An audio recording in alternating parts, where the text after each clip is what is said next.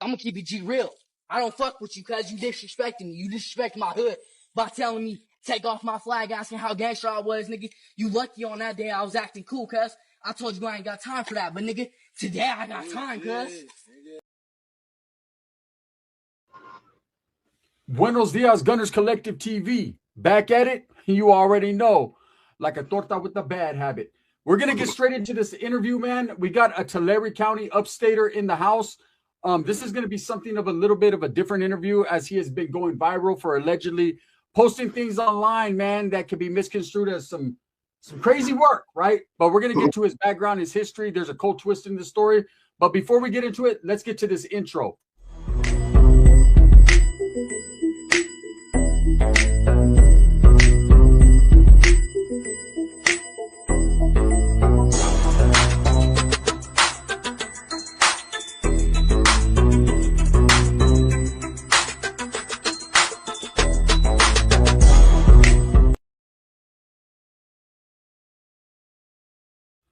All right, welcome back to the channel. If you haven't hit that like and subscribe button, make sure you go ahead and do that. Put your notification bell on all so that way you are directed in the right direction, right, to all the dope content that I'm kicking. So we are here with Rax from Tulare County, an upstate Tulare County Sureño, representing, you know, him and his barrio.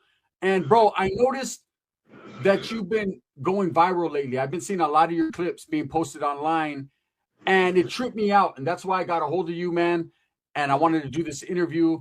You've been posting clips for, it seems, over a month of allegedly hunting the ops, or that's the way they're titling it.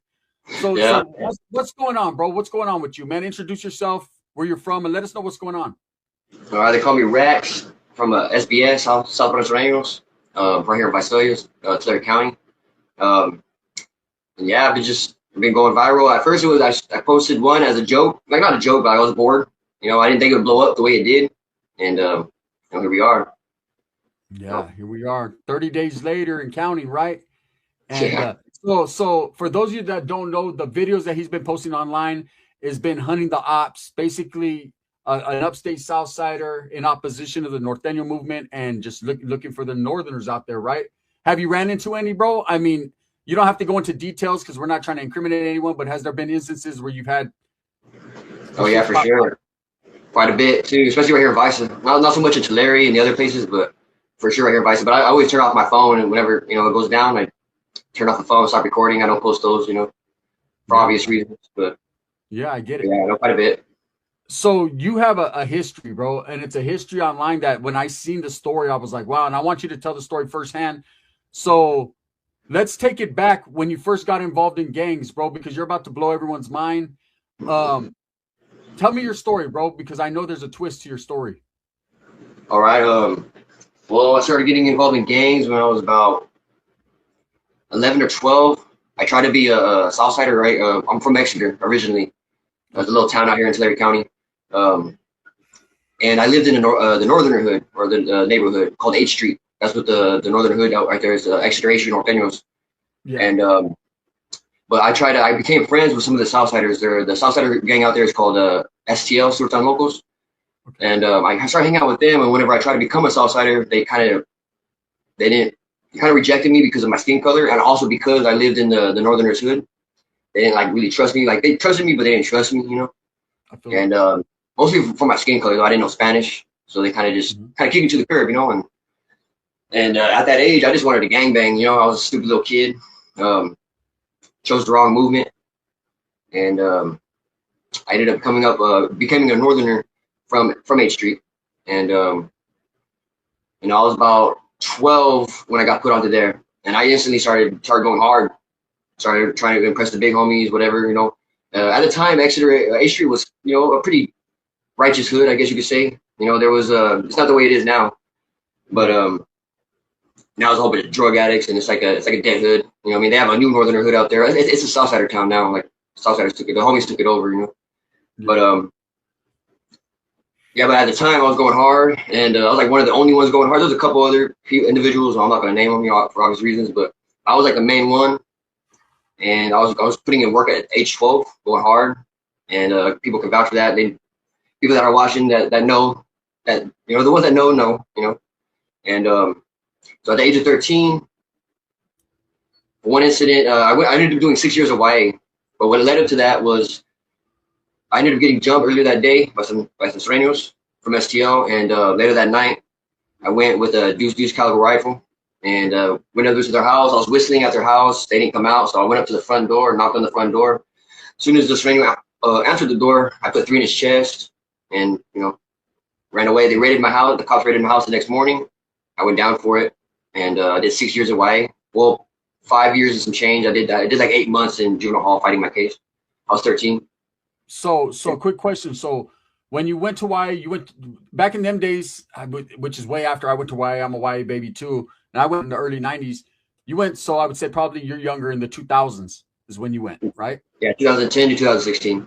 Okay, so then they didn't have NRCC back then. You went straight to your facility. Where'd you go to? First month, I went to Chad, Tuolumne, as reception. And I was super young, so they didn't let me leave the hall for like the whole month. Okay. And then they sent me to OH close for the other young bucks.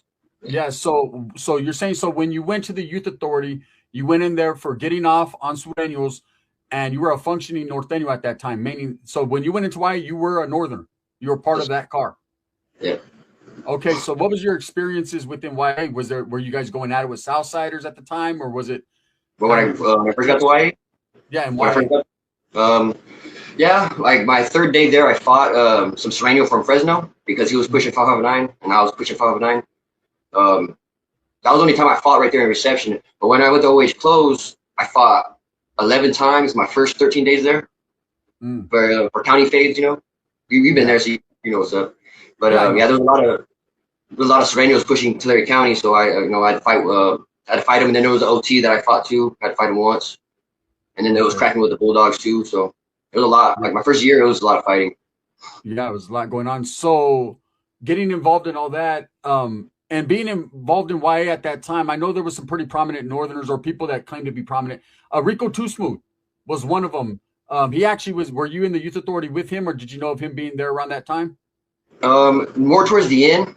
Like when I went back to Chad, when I got older, I went back to Chad for like 10 months, and he got there like towards the end. I was there with him for a little bit, a couple months in the same hall. Okay, so you guys were there, but at that time you were a functioning Northerner, so he would have been a homie at that time. Yeah. Okay, so you get out. Fast forward, you get out. You're out of YA, and I know it's a lovely thing to get out. Did you hit the track running, bro, and straight gangbanging? And what happened? Because you're a norteño getting out at this time. Yeah. I went to county for like a couple of days. You know how they do when they pro you from YA, you go to county for a couple of days and you get out from there. And but when I got back to Exeter, it was different.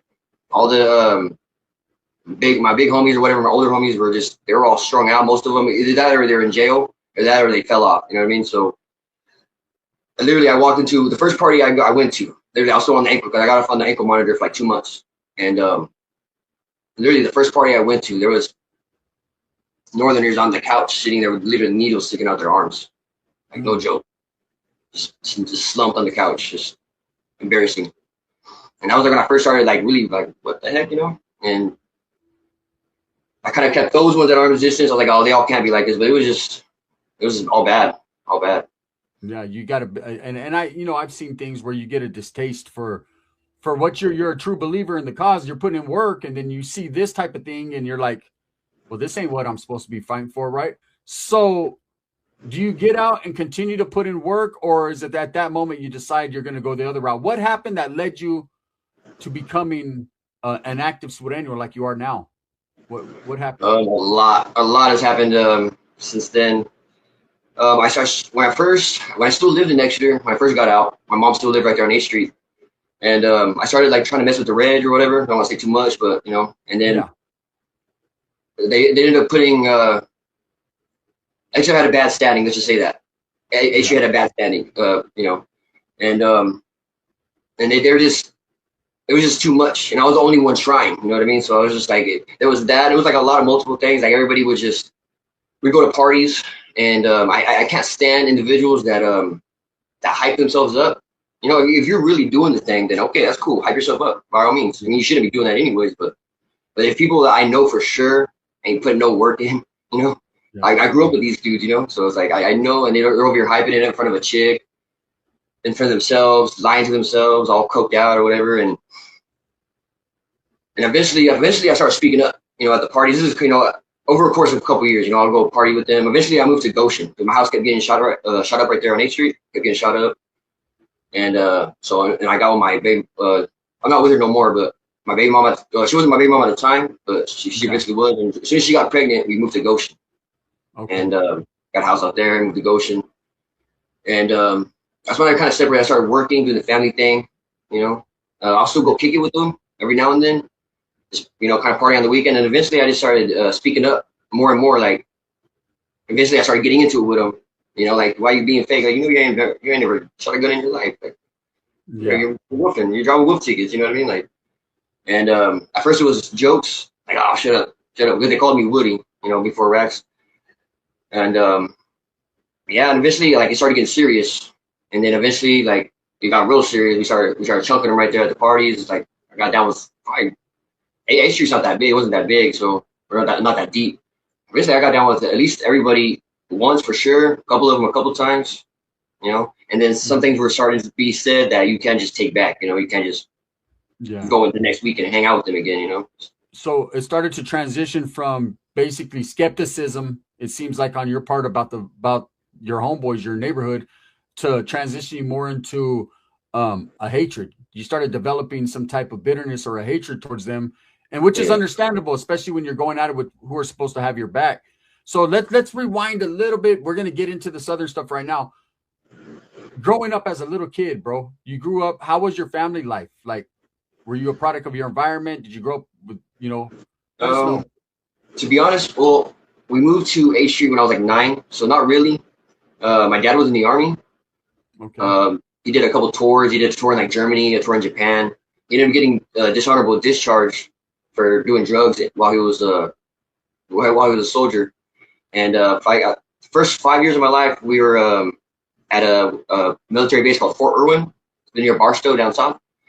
And so I went like my first or kindergarten, first grade, second grade, third grade, and then about 4th grade, I believe we moved up here to Exeter.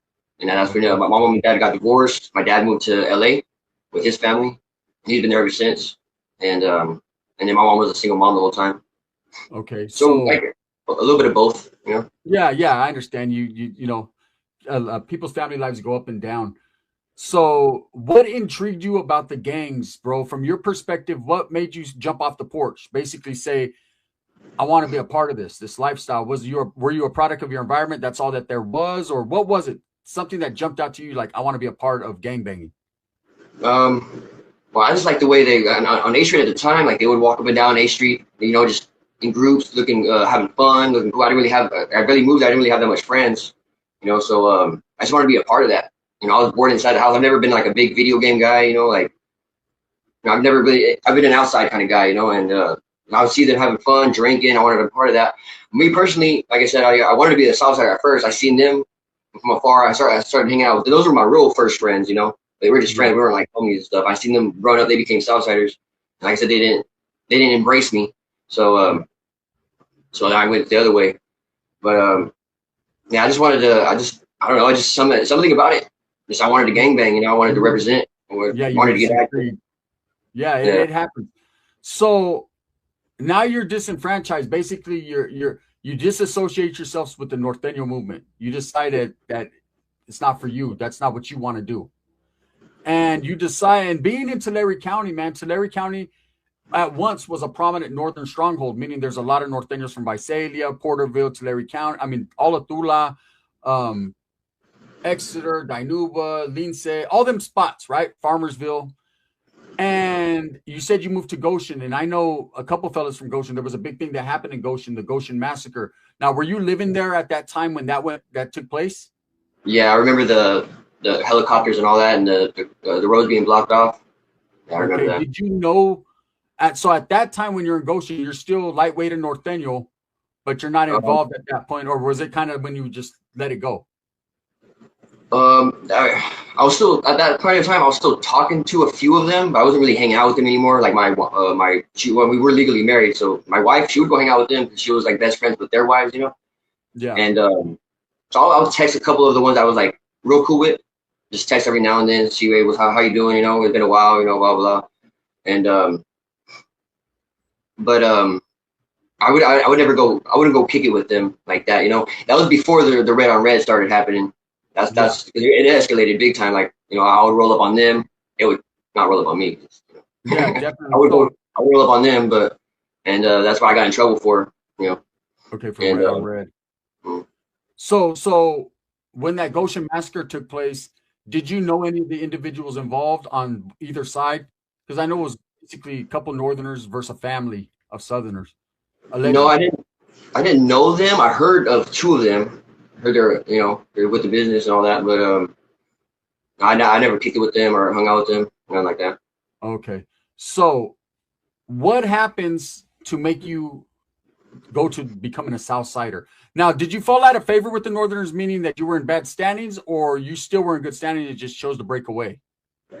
I never, like, every time I've been to Bob Wiley's twice, and then Y. Those are the only times I've been locked up. I've never been to the pen or anything like that. Okay. And both times I got cleared right there in Bob Wiley's, it's the county jail out here, and I got cleared both times. As I guess you could say, they put me on freeze out in the streets.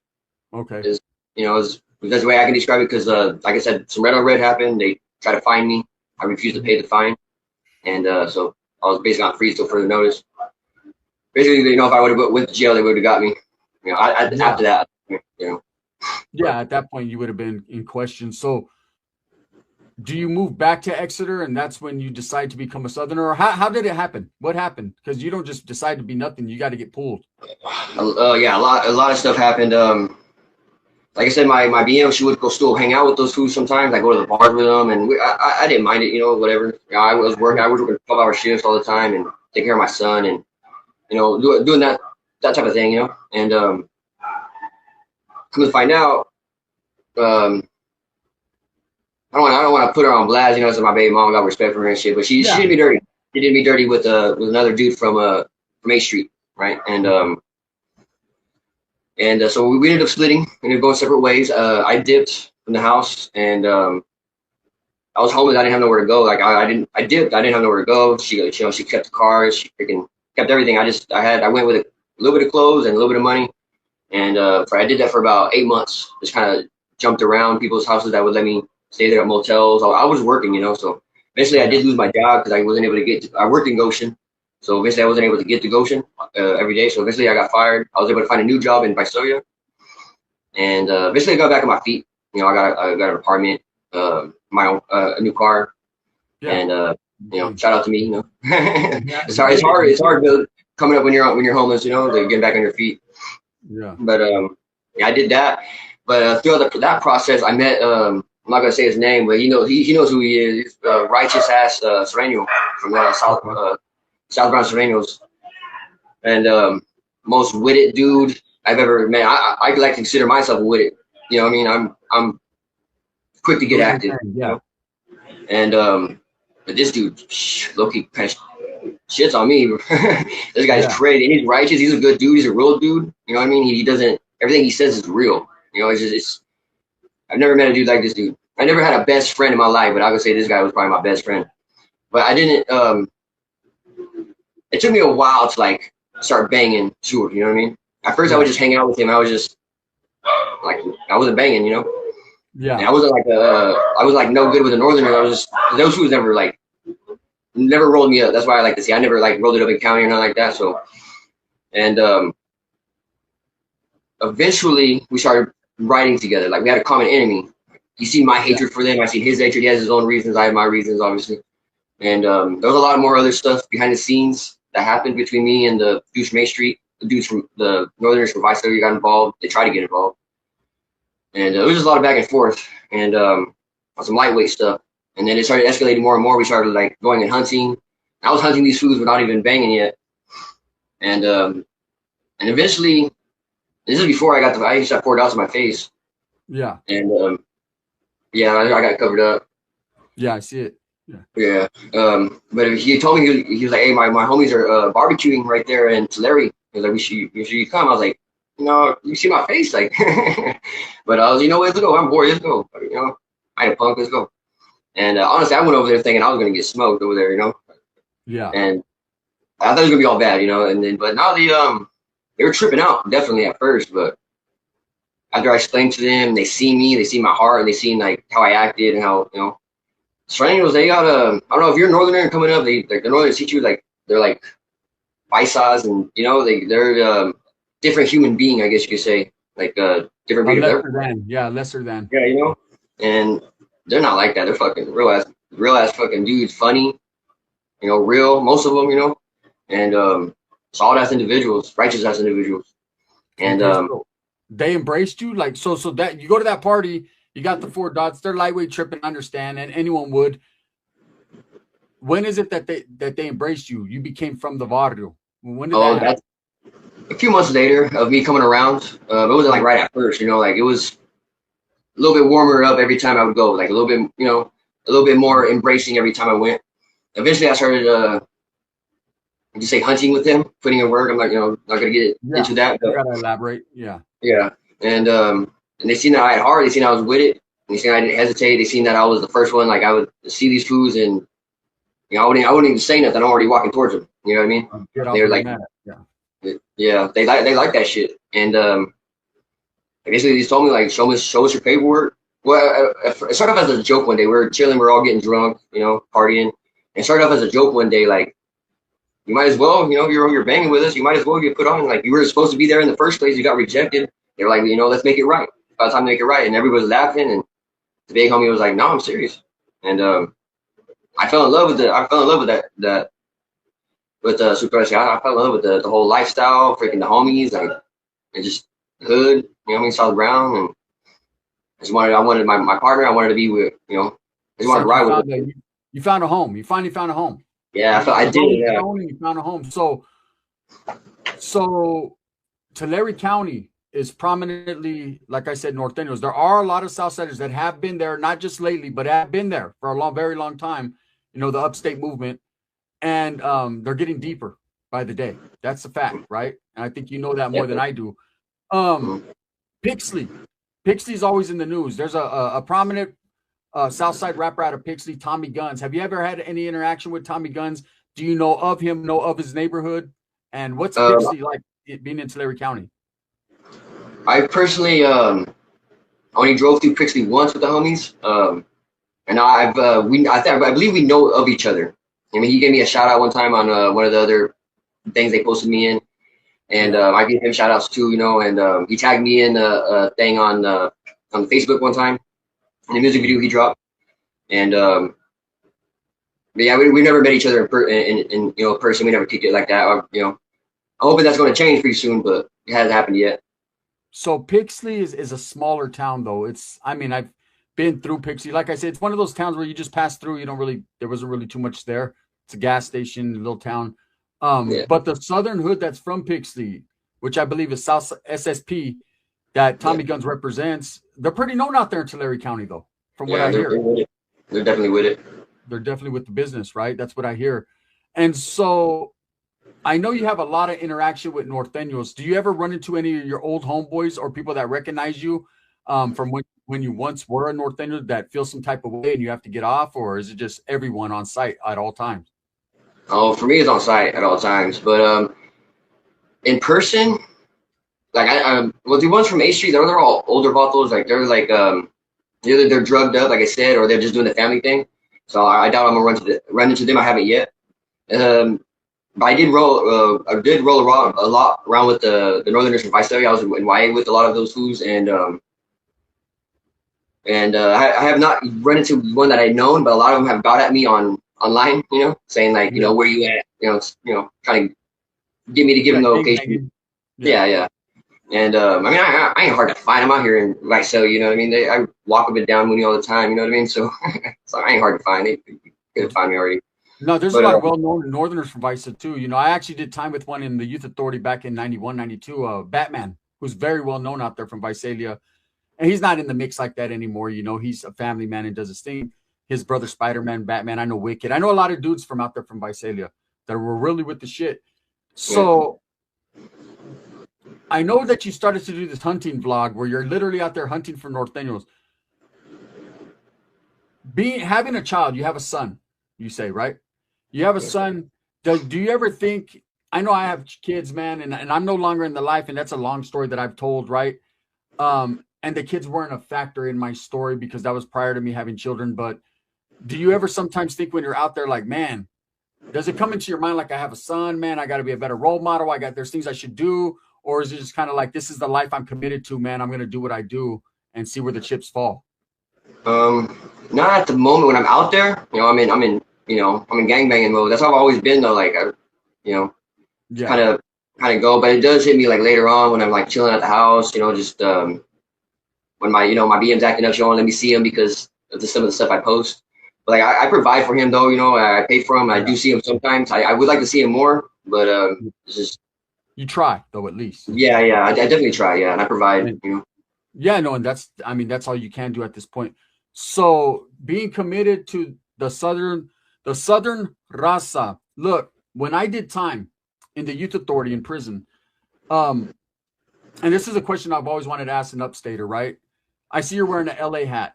There seems to be a lot of the upstaters that have a lot of love for Los Angeles, or I see a lot of upstaters wearing Dodgers attire, a lot of blue. And I understand it's the color blue. It represents the Sur. It definitely makes you more distinct from the Norteños, divided. The dudes in LA that I did time with, man, they would give the upstaters that I was around a hard time back in them days, calling them 13 and a half, saying they weren't real Southsiders. And I've been around upstaters my whole life, and they've always put in work, the ones I was around. I got a primo that's started a gang out there, A-Town, and in Atwater, and just a lot of different things. But, do you guys, does it seem like, have you ever went down south to Southern California and kicked it with Sureños from like LA? And did they embrace you and show you love? Yeah, a few times, yeah. Okay. There was never because I know when I was locked up in Wyatt, man, it was always like, it wasn't that they disrespected the upstaters, but it was more like an arrogance showed towards them, like they weren't real enough, right? And I know you guys to be real out there, Yeah. So you got to be. You're in Tulare County, bro. Tulare County's violent, violent. Yeah. So is it like a thing? I seen you posted on a vlog that your whole idea, what you're trying to establish is the takeover. You want Sureños to take over all of Tulare County. Is it happening? It's a work in progress still. Like I'm, barely really start like really diving into it. Like been a few months, but I mean, these foods run for me. You know what I mean? So far, and I don't see them that I drive through their hood all the time. Like especially in Tulare, Orosi. Supposedly they're real deep in Orosi. I never see them out there, and I see them out here in Visalia. Sometimes I get into it with them. Like I'm not saying they're all like weenies. Like there's a couple, yeah, obviously, right there, there's gonna be some that you're running that will wiggle too. But I mean, I feel like we're winning. You know what I mean? Like we got more wins so far than they do. That's for sure. You got more points on the board, and there's a lot of us. Yeah, you're trying to kick a field goal. So now there's a I won't say prominent. I don't want to give him that much love, man. But there's a rapper from Porterville named Doc 9.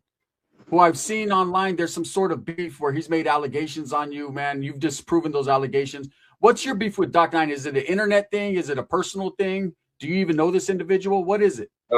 I've never met this freaking J-Cat a day in my life. I don't know. I was in LA kicking it with the homies down there. Literally, I heard about it when I was driving on the Grapevine driving back up, and this guy's a freaking. I heard about it when I was, when I was younger. I heard he was like a rapper. I thought he was from Woodlake. Apparently, he's from Porterville. And I don't know. I thought he was, old news. Like that surprised the hell out of me. But he's just, a lot of wolf. He's a lot of talking. I heard from certain individuals too that he knew that it wasn't me in that gas station. That he went in there for clout. Like he went in there with his phone already. He knew it wasn't me. I don't know if that's true or not, but that's just what I heard. And so yeah, no, I never met him. But so allegedly there's a story. Yeah, you want to meet him, you're saying. But so allegedly there's a story floating around that he went up in a gas station with his camera, similar to Tommy guns. We call them Tommy cameras. These guys always have to break out the cameras. I'm glad that you said that you turn your camera off when funk pops off, because that's a form of snitching if you do have the camera on. I that's what I truly believe, right? Me too, but this guy's allegedly hears about you, thinks you're in a gas station, goes in there with the camera to record the confrontation, it ain't even you? It wasn't even me. Like I got tattoos on my face. I don't know. I guess it kind of looked like me through the shirt, I guess, but I don't know. Yeah. So it was just kind of fishy, you know. It was weird. The whole thing was weird. Yeah. So the other day, you put out a video explaining your situation. Prior to this, only your personal homeboys knew, but now it's out there for the world to know that you were once a Northerner and a Southerner. And I know there's the old Transformer and the switch up artists and all that, but this is not the first time I've heard of that. I've heard about it both ways, right? Do you explain your story a lot to individuals when you're around out of respect for them, or is it just something if it's brought up, then you'll speak on it? It's out there now, you know? Yeah. No, like you said, if it's brought up, like I don't try to hide it, be sneaky about it. You know what I mean? I'm not that. I'm a realized individual. Like that was the whole point with the views from Main Street. Is like I don't like being around that fake shit. You know what I mean? And it never really got brought up. I covered them up, and a lot of people didn't even question it. But then, like I said, Northerners posted all that stuff. They found a whole bunch of old pictures of me and posted them online. So I just decided to address it. You know, it's the worst that can happen. No, that's the most righteous thing to do, is to address the past, because sometimes your past will catch up to you. You know, especially with you're in a little bit of a different situation, because you actually functioned as a Northenial behind the walls. Maybe not prison, but the youth authority is damn near. You know, and so it's the first time that I've ever seen anyone that functioned with one group got out and felt some type of way about them. But I understand you got out and the embracement wasn't there. The canalismo wasn't there, you know? And so with you, why I think you pose a potential threat to a lot of people is because you know how Norteños think, how they act, how they walk, how they feel, right? That makes you kind of like a hybrid. And my thing, like someone who knows how the enemy thinks and moves, right? So, you know, I've always just tripped out on it, but it's not the first time I've seen it, man. And I'm glad you were courageous enough to come out and tell your story, right? And whatever you choose to do, man, my only advice to you is that don't post it online. Don't show people where you're at, and don't show people what your next move is. I think you already know. I don't got to tell you, because that could put you in a predicament, man. And going to prison at this point, you know, it just depends on what yard you hit, homie, how people are going to feel about your past, right? Yeah. That's just the truth. So also another thing I wanted to tell you is, you know, as an older gentleman, bro, you know, I understand the game bang, I understand your dedication, I understand you're in the mix right now, but you know, you got a lot more time and a lot more life to live, bro, and you got to think about your children. But you're a grown man, that's on you. You know what I mean? So what did you want? So what point do you want to get across as far as these vlogs that you're doing, man? Are you willing to go all the way out? Like if something happened, it is what it is, or is it just kind of a thing for fun? Like you said, it kind of just, I didn't think it would blow up the way it did. Like nowhere. I mean, because I've had Facebook, I've had Snapchat and all that before, and you know, I've never blown up like anywhere close to this, you know. And I started off as like games, like a couple blew up, so you know, I threw a couple more on there, and then you know, a couple more on there, and then now, you know, like I said, we're here. I am trying to slow down. Like my big homies told me, like they told me that they already kind of got at me a little bit to kick back, you know. So I'm posting a lot less. Honestly, I enjoy this pissing off the Northerners, like especially the ones that know me. You know what I mean? I just like making them mad. I want to rile them up. Hopefully they'll come hunt for me. They don't ever come hunt for me. I know that may sound stupid, childish a little bit, but you know. No, I understand where you're coming from. You're trying to poke the bear a little bit. Yeah. And but yeah, no, I'm definitely gonna start slowing down, or at least posting it, at least, you know. And yeah, I get what you're saying though. Yeah, no, and again, man, I'm not trying to preach to you or undermine or anything like that, bro. Who am I, right? I'm just saying from an analytical standpoint, from the outside looking in, someone who wants to live that life, like there will come a time where it will get old. You know what I mean? And I'm not trying to speak poison to you. I know you're still active and all that, but I'll let you decide when that is, man. That's that you're a grown man. So what do you want to say to all the haters, man? I see you got a lot of haters, a lot of people. I'm gonna give you these last few minutes to basically address them and let them know, man, that like what you're really about, bro. Because a lot of people, they think they see you got a lot against you. You're white, obviously, right? Or you're of white descent. You were a Northerner at one point. Now you're a Southerner. So there's a lot of things going on. There were snitching allegations, which you disproved by paperwork. We're throwing that out there. That's a fact. What do you want to tell these haters, man? to the haters, I mean, they keep trying to throw things at me. They try to get me with the fact I used to be a Northerner. That didn't work. I still get a lot of love from the homies. There was a couple homies that were hating, but 95% of the homies embraced it. They're with it. I mean, because they see me, you know what I mean? They see me being with it. They hear about me being with it. My paperwork got passed around literally from hood to hood. You know what I mean? It's still getting handed around as we speak. And so it's just, they mainly cared about those allegations. But better luck next time. Like, go, do some gangster shit. Come right on me. Stop freaking talking and starting rumors and, you know, so, you guys are gangsters. You're gonna be a gangster. You know what I mean? Like, no, I hear you. So here's my thing too. You've never been to prison, no. So you've never had a function as a Southsider in prison. It's a little bit different. There's an end to hostilities in prison, meaning that North and South do not go at it in prison. In fact, on some yards, they band together to go against opposition, which are degenerates, dropouts, things of that nature, right? And so you being as active as you are in Northern California, Central California, you know, going at it with Norteños, if you were to get locked up in prison, would it be a big life-changing difference to actually now have to function alongside of Norteños against common opposition? Or is it just, hey, you're a dedicated Southsider, you're going to roll with how you got to roll, period? No, you know, as you know, like prison's different, you know what I mean? So whatever yard I hit, you run whatever your homie said, whatever is in charge, if you know, of your car or whatever, right there, you run with that. I don't mind it, you know, walking mainline with them, or like you say, going shoulder to shoulder. You know what I mean? That's just, you know, it's prison politics. You know, it's a different ball game. But yeah, you know. Okay, yeah, because I've asked active Southerners, active Northerners in the past, and some of them are get hyphy, and they're like, I won't never do that. And I'm like, yes, you will. You have no choice. You will, or you will not be on yard. You know, that's just the way that goes. But it's good that you can separate the street politics from the prison politics and have an understanding. That's a big thing to have while getting locked up. All right, brother, man, I appreciate you. Is there anything last things you want to say, man? Hey, make sure that you tap in. You go ahead and plug your Instagram or whatever it is that you have going on, bro. I know you got a TikTok, Racks, and plug it in, bro. Let them know where you're from, what it is, and all that. All right, I just want to give a shout out to all my Serranos who showed me love through all these freaking allegations, and, you know what I mean, kept faith. You know what I'm saying? I'm gonna ride hard for y'all, and haters, you know where I'm at. You know, slide through. You know what I'm from, SBS gang. You know. Thank you, Gunner. Hey, it's an honor. You know, I watched you when I was, you know, the last couple of years. Yeah. I've always watched you. I've subscribed to you, so you know.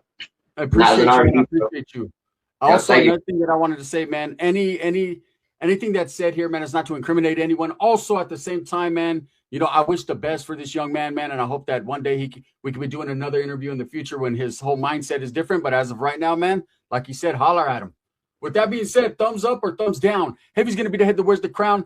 I'm going to continue to strive, struggle, and strive for what I truly believe in, and that's the betterment of all people.